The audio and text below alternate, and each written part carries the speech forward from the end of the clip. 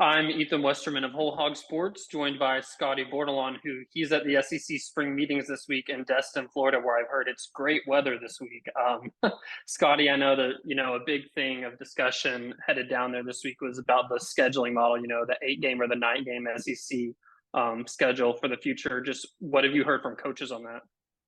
Yeah, so we got to talk to, I think we were supposed to get 7 coaches today, and Shane Beamer was the one that was he was like on the docket to talk with us. And I think he got stuck in traffic legitimately. And so I did not see him come into the theater room, but we talked to, or Kirby Smart and Nick Saban, obviously a couple of the heavy hitters in the league, whose, opinions probably carry the most weight in the league. They both came in and talked about it. And Kirby Smart, of course, he can kind of have this approach with, if they went to a 20-game model, like he would probably be cool with it because he's got the best talent in the league. He's like, he said it was the most overrated conversation, like known to man, basically. Whether it's, whether they go to an 8 or a 9 game schedule, I think he's very in favor of going to 9. And he kind of sells it on, like within 4 years, you're going to be able to not only, like, if you come to college and you stay all 4 years, you're going to be able to go to every stadium in the conference. And then, every school in the league is going to come play you at your place. And so he said it makes all the sense in the world him to do that. And then Nick Saban was kind of like, he's been a proponent for the longest of 9 games or more SEC games. But I think he's kind of cooled on that a little bit, because I think he was wanting to go with 9 games because he was having, a pretty difficult time getting, other, Power 5 games. But I think Alabama at least has taken an approach to try to schedule out with good Power 5 programs for years. So he says he's kind of taken like a whatever happens kind of approach. Sam Pittman and Hunter Yurachek were on the Paul Feinbaum set earlier this afternoon, and both of them kind of sounded like they were for 8 games. But if 9 games, is what comes out of these meetings this week, they're going to roll with it. They've both said that the 8 game model right now isn't broken. And I think Sam kind of alluded to, if he unprompted was kind of like, if you go to 9 games, 8 other teams, that gives you your league 8 more losses, kind of in totality.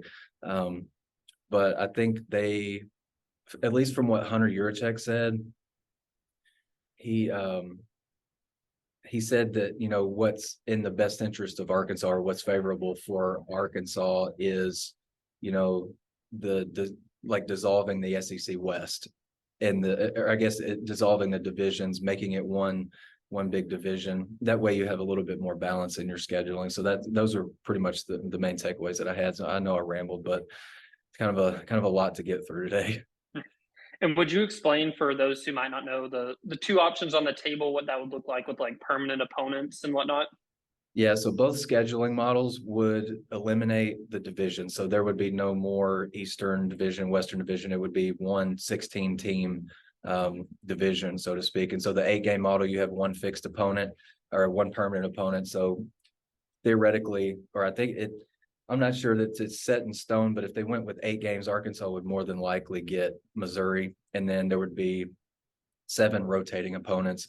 You go to 9 games, there would be 3 permanent opponents. So I think it's been tossed around that Missouri, Texas, and Ole Miss would be Arkansas's permanent opponents in that model, and then there would be 6 rotating opponents. So you could get like I think like one of the coaches that I mentioned earlier said, like, you could get through all the stadiums in the league and have all the teams in the league come to your stadium within a 4-year span. So, of course, all these scheduling topics have kind of dominated. I feel like it shadows over, these meetings. But then there's been a lot of other topics, too, that have been important. I know sports gambling was thought to be kind of a big one coming in this week, too. Have you learned anything on that front? Yeah, I learned that a lot of people care about it, like a lot of people. And Greg Sankey was sorry, hopefully nobody's getting their car broken into down in the parking lot. There's a car alarm going off.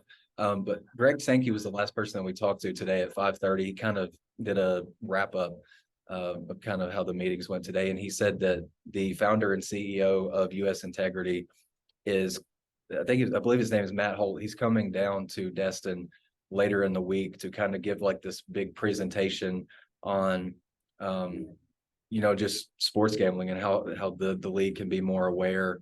There was the gambling scandal with, Alabama's baseball coach.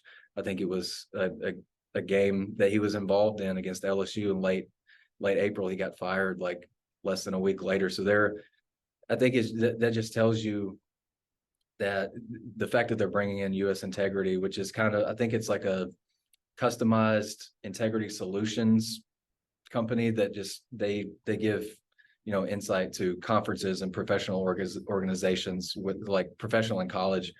So having that type of voice in these meetings lets you know that it's a really big deal, because like the access to gambling is so easy now. Like there's an app in just about every state, at least one. I know there's at least two in Arkansas with, Saracen and Oaklawn.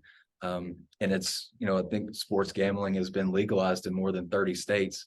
So it's a really big deal. Everybody had lots of questions about it. Coaches were pretty insightful with it too. I wrote kind of extensively in my SEC spring meetings report. So if you want to check out some insight from coaches and Greg Sankey, I think that'd be the place that I would go.